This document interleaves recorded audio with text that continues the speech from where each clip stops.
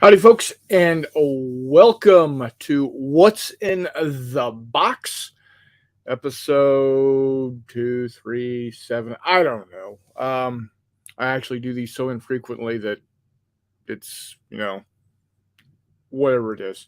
Um, Tonight, we are taking a look on what's inside the box of David Thompson and Trevor Benjamin's Undaunted Battle of Britain. Supposed to have McMurray joining me. He's doing the McMurray thing, and there he is. You say his name, and he comes running. How you doing, McMurray? What's going on? We're gonna take a quick look inside this box here, real quick. Got it for Father's Day. It just showed up in the mail today. So it finally shipped from Miniature Market. Everybody else in the world was getting theirs, and I was getting a little frustrated. But hey, what else? Whatever, right? We got Walkabout Games, Chris Long with us. He says, "Hell yeah!" Original Grognard with his patent pending thumbs up. We got Gamers with Coffee, Ashley saying, "What's up?" Hissy Cat is in the house saying, "What is it?" And so let's go ahead. I'm going to kick over to my camera, and we shall see what's in the box. So we're going to go ahead and embiggen that. All right, so here it is. It's made by Osprey Games. As I said, David Thompson and Trevor Benjamin, Undaunted Battle of Britain. Got a couple of got a Sikh here, got British dude, yeah, a Spitfire messing up a Messerschmitt, and then we got cards. It's got 116 cards, 31 large map tiles, 4 dice, 58 tokens, and a scenario booklet. It's supposed to be age 14 plus. It's a 45 to 60 minute game, 2 players.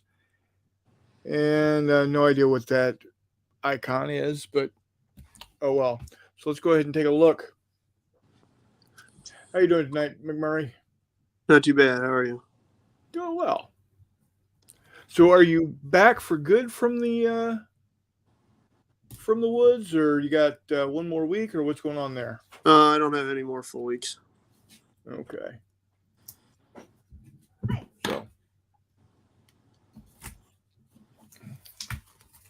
So we're gonna crack open the cellophane here.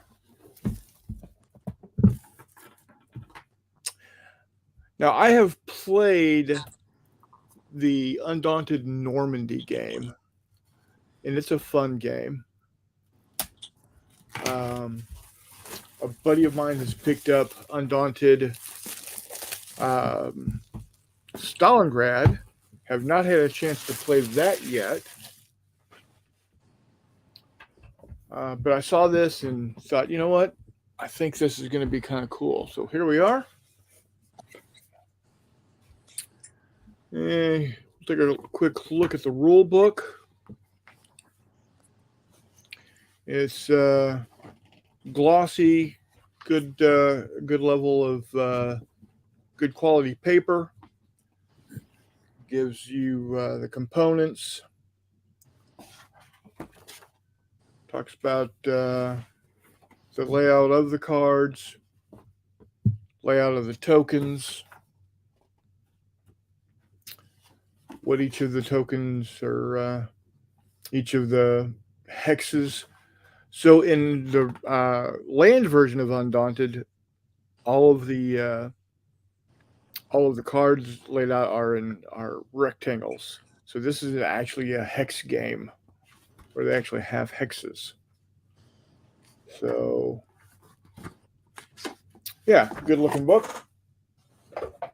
Here's the scenario book. Oh, how many pages is said book? Let's take a look here. 20, looks like 23 pages. A historical note. Undaunted Battle of Britain follows the dynamic struggle between the formidable Luftwaffe and the RAF for control of the skies of Britain and the English Channel. I won't read the rest of it.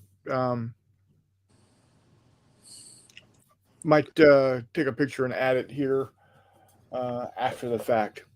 All right, scenario book.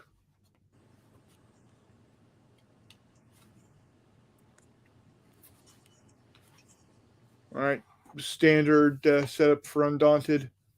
Gives you a little blurb, gives your objectives, and tells you how to set them up in your deck, in your supply, how the terrain is set up. Oh, it's just each scenario is just 2 pages. That's nice. That's good. I like that. So how much of that 20-something pages was scenarios? Let's see here. We got one. Well, let's just go to the back and see. There's 11 scenarios. So if there's 2 pages per scenario, is that 22 pages of scenarios? It's 27 pages actually, because the first couple of pages are informational. Okay. How to do campaign play, how to do campaigns, etc. Okay. So you already pulled that out when you said the rule book was 20 pages long. It's got 20 pages. Yeah, the rule book is 22 pages. Scenario book is 27 pages. Oh, okay. I'm sorry. I thought it was the same book. That's okay. My bad. That's okay. And then on the back is your campaign sheet. I'm sure somebody has made a photocopy of this or a PDF of this and put it up on Board Game Geek. So nice colors. All right. And then here are the components. Good level of thickness there. Before we dig too deep, let's take a look at see what else is being said. Stalingrad is fun, says Chris Long. And then Harry Ganjika says, "What up, everyone? Hello, Harry. Welcome." So, looks like each hex is. Let me break out my. Each hex is 2 inches flat to flat.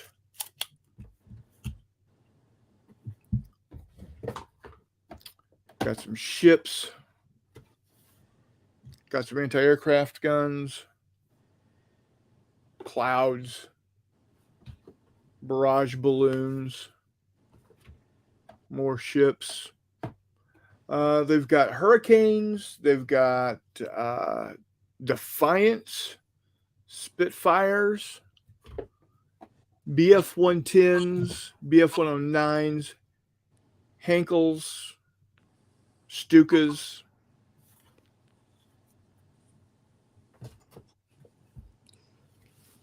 There you have it. Spitfires, 109s. Yeah.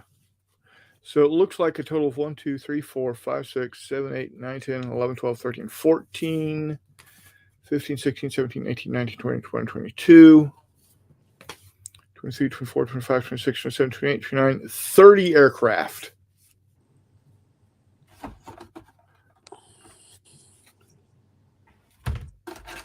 Got some 10-siders. Then all of the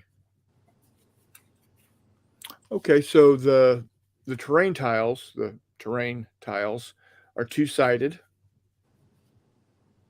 You've got open ocean on one side, and then you've got various land or coastline. Got an airfield there.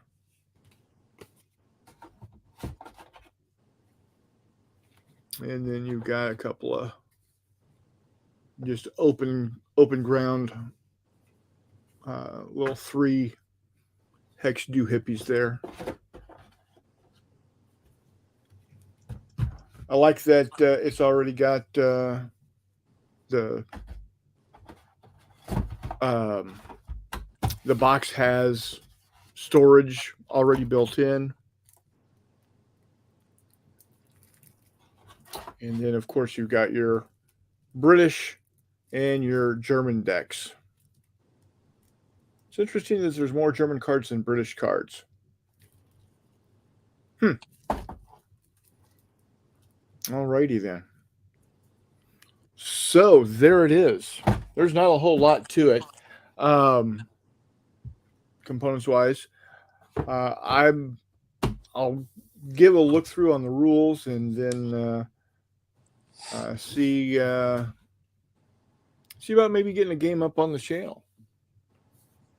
So as a first look, McMurray, what do you think? It kind of looks to be what we expect out of the Undaunted series. The components look pretty. I mean, it kind of looks like Undaunted. Is this their first foray into a non-ground combat sort of thing? Yeah. Okay. Yeah. I'm excited to see how it plays. What, like, you know what I mean? If it can, because again, I know that the North Africa one, the D-Day one, and the Stalingrad one have all met with pretty good reception. I'm not sure that there's ever really that was not that great sort of sentiment. So, I mean, I'm excited to see if it'll. I mean, I would assume if it's working well, Osprey will keep doing it in their classic fashion, like they do with everything else. Like if it works and it sells, they dump money and resources and everything else into it. So hopefully, I'd like to see Battle of Midway. It'd be entertaining. It's Osprey is still a British company, so that might be a little harder to pull off. Yeah. I'd imagine they'll probably stick to mainly European stuff. But who knows? They're running out of the like super cliche things necessarily to do. In terms of they've done one for D-Day, they've done one for Stalingrad. There's obviously more to do, but it'd be interesting. It'd be cool to see if they did some sort of France 40 or maybe Italy or something like that. I wonder if they're going to branch out into slightly lesser known things or if they're just going to kind of do what everybody does where it's, oh, okay, so we got a D-Day game, we've got a Stalingrad game, we put out an Africa game. It was interesting that Africa was like the first one they put out, right? Or one of the first ones. Right. So who knows if they'll branch out. I mean, it's Osprey. They've obviously got the knowledge base to do whatever they want to. It'll just be interesting to see how that series keeps going. Other than that, I mean, the components look good. Can we see the maps again? What's that? Oh, maps. Yeah. Maps again.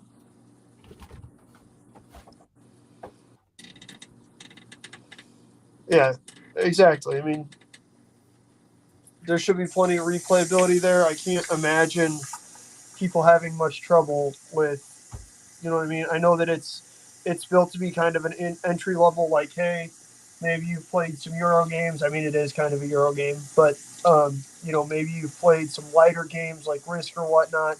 Now you want to play this. It seems like it's certainly built in the size to kind of attract a Catan sort of audience. It looks like the hexes are about the same size. Yeah.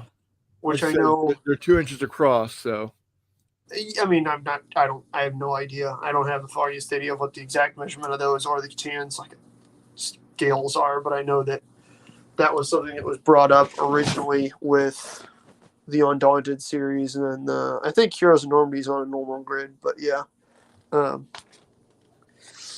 I mean, it looks good. It's Osprey, so you know the art's going to be good. You know it's going to look good. You know there's going to be a reasonably high, standard. Are those double-sided? Okay. Like I said, they're open ocean on one side. Yeah, that's smart. That's outstanding. And then either shoreline of some nature or Yeah, you it know, makes sense. But yeah, man. I mean, again, it looks like it's a pretty what you would expect from Osprey, just maybe yeah, not necessarily what you would expect being the next game in this series. So it's cool to right, see them branching out a little bit. I know that that's not always Osprey's strong suit in terms of yeah, branching out. Usually, when they find something that works, they hammer on it, they hammer on it, they hammer on it. I'm surprised we haven't seen a third edition of Frostgrave and Gaslands by now.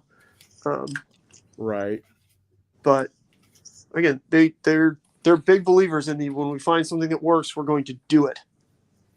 right. Oh, Uh, absolutely, yeah, which, to a certain extent, good for them. Like I think we've talked about this a little bit before. The gaming industry kind of needs a little bit more of that in terms of it's nice to have gaming companies run by gamers, but you have to have companies run by business people at some point in time because all the companies that are run by gamers go under because there's gamers running them instead of people thinking, okay, what do we need to do to keep this company afloat?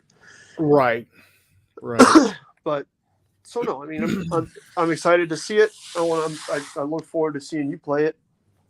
Uh, I don't know that I've actually ever I'm played gonna any I'm gonna have it at. Undaunted series. I think I'm gonna bring it to Battles and Brews with me, and I'm also going to have it at J3. So There you go.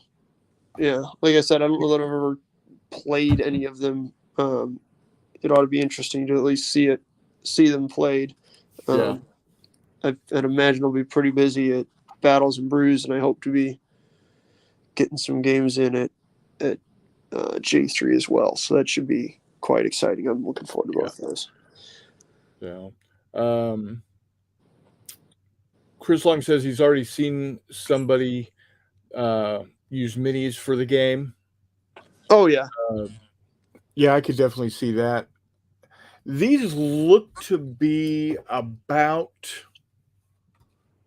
Oh man, if I was to guess, they're they look they're pretty close they're to 6 mil. bigger than 1/600, but not quite as big as 1/300. I think they might be like a 1/400 or 1/500. If looking at the pictures,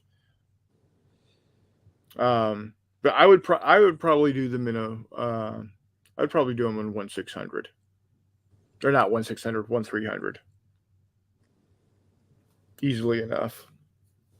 I don't think I would go 1/200 because I just don't think they would fit on the hex very well. Yeah, I kind of doubt it. I mean, some 6 mil planes are awfully small. Yeah, I'd imagine you could probably get away with either or pretty simply. yeah. Now my brother's got 1/600 scale Battle of Britain aircraft. He doesn't have a Defiant, but he does. I do believe he's got Hankels. He does have 109s. He's got 110s, and he definitely has Spitfires and Hurricanes. So might look into that also. Just use what he's got. See how they fit. Chris Long also says Defiant worst aircraft ever according to his grandfather, and he's betting Bridge Too Far and Italy. Yeah, like I said, it's still a British company, so they're gonna eventually you're going to see an ornament in Italy game if they keep making them, which isn't a bad thing. Those are No, both outstanding to play. Some of my favorites, to be honest with you, but it's 100% something I would expect almost just as a matter of time. yeah, yeah. Well, guys, just wanted to do a quick look see at this to see what was inside, kind of share it with you guys. Um, yeah, and the other thing is a nice, it's not a big box. It's it's easily transportable. Um, so yeah, I like it. Should be fun. Should be fun. So I think we're gonna go ahead and wrap it up for now. Unless you have anything else to add, Mr. McMurray. Nothing for the good of the order. Thank you. All right. All right. Well, thanks for joining me tonight. Chris Long says, thanks for the video. You're welcome, Chris. I appreciate you guys coming and watching. I really do. So, and with that in mind, we'll go ahead and until next time, see you on the flip side. Later, guys.